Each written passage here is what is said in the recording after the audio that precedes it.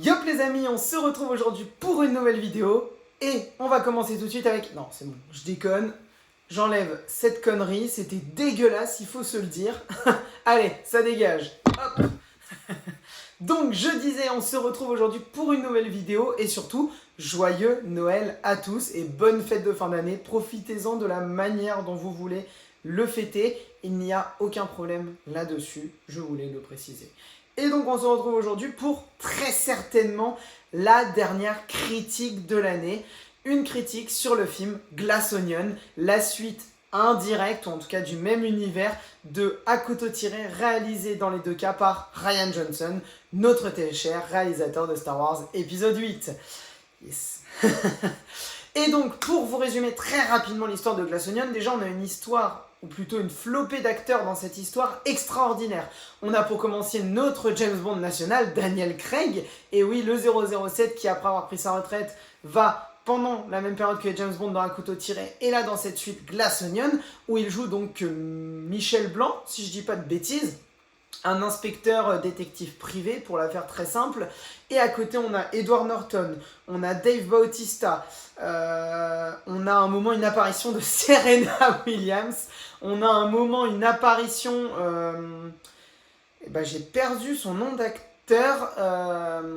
Je comprends à chaque fois dans Bienvenue à Gattaca, c'est pas Jude Law, c'est justement l'autre, Ethan Hawke. On a une apparition de Ethan Hawke à un moment. Enfin voilà, toute une flopée extraordinaire de grands acteurs hollywoodiens, comme dans le premier À couteau tiré, dans une histoire de murder party. Et donc, comme je le disais, pour vous résumer très très rapidement l'histoire, Miles, un homme extrêmement riche qui a gagné énormément d'argent sur la création d'une grosse entreprise, invite ses amis, ses meilleurs amis depuis la création de sa structure, une gouvernante, un très grand youtubeur Twitcher qui a des millions de vues et des millions d'abonnés, une mannequin, et le dernier c'est l'un de ses savants, entre guillemets, l'un de ses ingénieurs les meilleurs, en tout cas, dans un week-end sur son île déserte pour jouer à une murder party où lui va mourir. Il a laissé à droite à gauche différents... différents indices, et au milieu de tout ça, on ne sait pas trop pourquoi, Michel Blanc, le personnage de Daniel Craig, est invité à cette murder party. Que va-t-il se passer? Qui va réellement mourir? Qui est le tueur? Pourquoi? Et que va-t-il se passer? Et en fait, pour rentrer tout de suite dans les détails, je ne sais pas si je vais réellement spoiler ou pas, donc dans le cas où vous n'aviez pas vu le film, je vous conseille de vous arrêter maintenant parce que je vais un peu aller dans tous les sens et ça va être assez rapide en même temps. Mais du coup, j'ai pas franchement accroché avec le film. En fait, autant le premier, j'étais extrêmement surpris pour tous ceux qui l'ont vu. Et là, pour le premier, je crois qu'il est sorti en 2018, je vais me permettre de spoil. Quand on sait à la moitié du film quasiment le dénouement final, ou en tout cas comment la personne est morte et qui l'a tué, ou en tout cas qui on pense qu'il l'a tué, on se dit à la moitié du film... Putain, mais what the fuck, genre, d'habitude, les murder parties, c'est à la fin, quand il y a la résolution finale, en fait.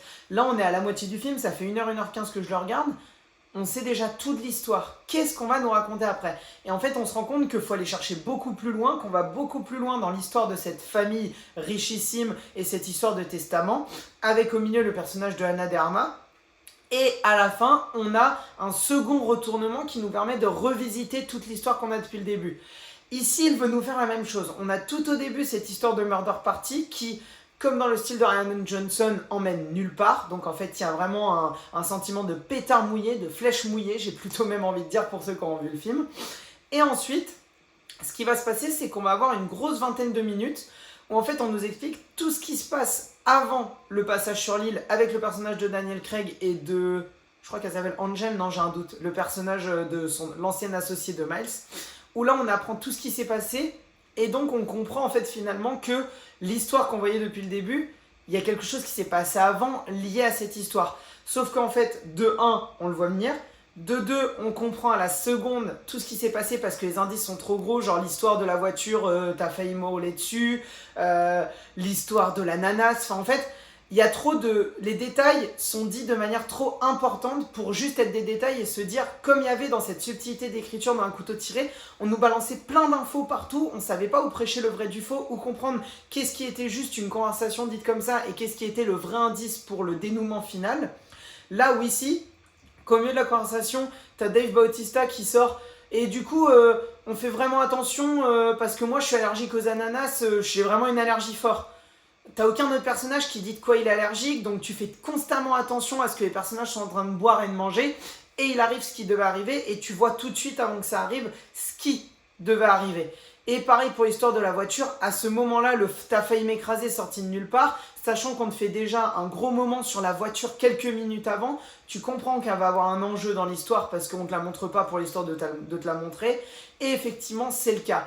Et donc on comprend très très vite qui est le méchant, et ce second retournement qu'on est censé avoir à la fin de cette critique des riches où bah, finalement la fille se fait baiser bêtement avec l'histoire de la serviette, mais il se fait détruire complètement son empire, bah je trouve que ça raconte pas grand chose, c'est un peu gratuit, ça, même à des moments un peu ni queue ni tête. Je pense à la fin quand elle lui fait le serment de mais là t'as tout perdu, sachant que tu viens de détruire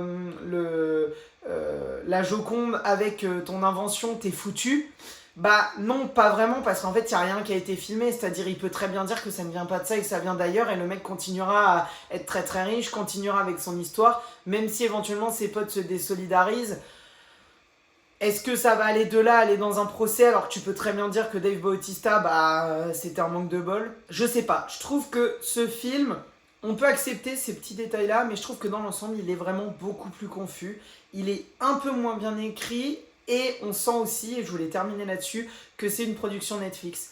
Il y a vraiment ce sentiment de fond vert à plusieurs moments. Il y a ce sentiment que c'est pas palpable, qu'en fait, on nous montre des choses qui sont pas réellement là, on le comprend tout de suite. Le personnage de Daniel Craig est limite extérieur à l'histoire. Le personnage principal, ça va être le personnage féminin, là, son associé, sur la deuxième partie du film, tout du moins, ou en tout cas une association avec le personnage de Daniel Craig.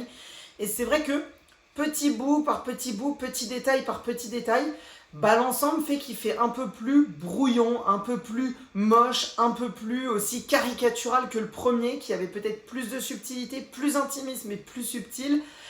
Et donc, effectivement, dans cet ensemble, bah, je vous dirais que Glass Onion, c'est pas catastrophique. Je pense que si vous trouvez pas, comme moi j'ai eu cette malchance, entre guillemets, leur résolution finale, et que du coup, bah, tous les petits détails qu'on te rajoute pendant la dernière demi-heure ne marchent pas sur toi, tu passeras un bon moment. Le film vous passera un bon moment devant. Il est assez rapide pour pas t'ennuyer. Moi, j'avoue que les 2h20, je les ai pas vus passer. Au moment où on a la résolution, j'avais vraiment le sentiment que ça faisait qu'une demi-heure, trois quarts d'heure que je voyais le film.